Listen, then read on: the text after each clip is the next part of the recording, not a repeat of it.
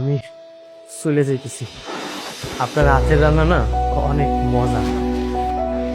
এই বাড়িতে থাকা খাওয়ার একটা ব্যবস্থা করে দিয়েছিলেন, এটা আমি কখনই ভুলতে পারবো না, সারা জীবন মনে রাখবো।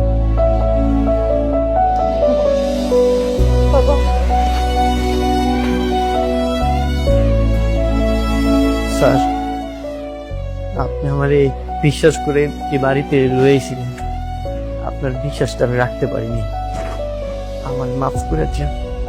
কিন্তু তোমার তো কোনো দোষ নেই, সব দোষ আমার। এই দোষ নেই মানে? সবার সামনে এরকম একটা কাজ করলো আর তুই বলছিস দোষ নেই?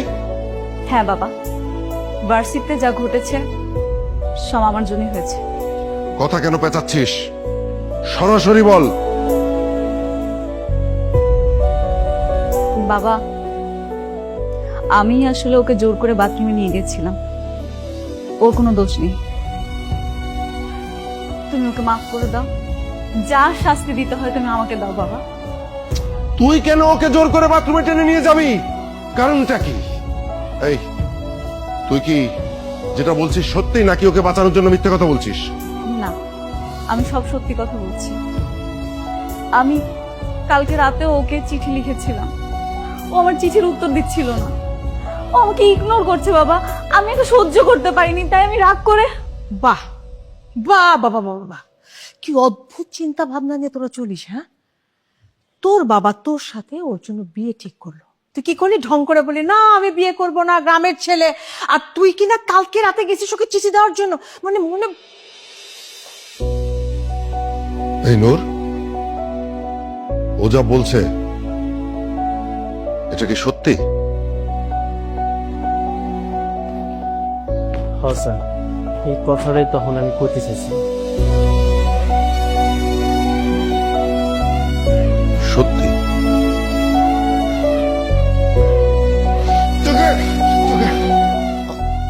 আগে কেন বলিসনি? কেন আগে তুই বলিসনি? এত ভালো হতে তোকে কে বলেছে? কে বলেছে?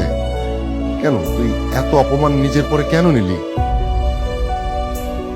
স্যার, আমি চাই নাই যে আপনার আর সাধ্যের মধ্যে কোনো দূরত্ব সৃষ্টি হোক।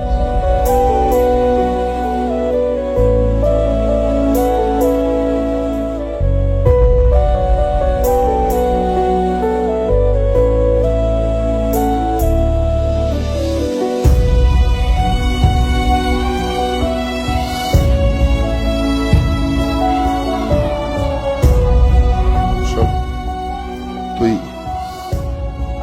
তুই কোথাও যাবি না, এই বাড়িতেই থাকবি। আর ইউনিভার্সিটিতে যে ঝামেলা হয়েছে আমি কালকে গিয়েই সবকিছু ঠিকঠাক করে দেবো, কোনো চিন্তা করিস না বাবা।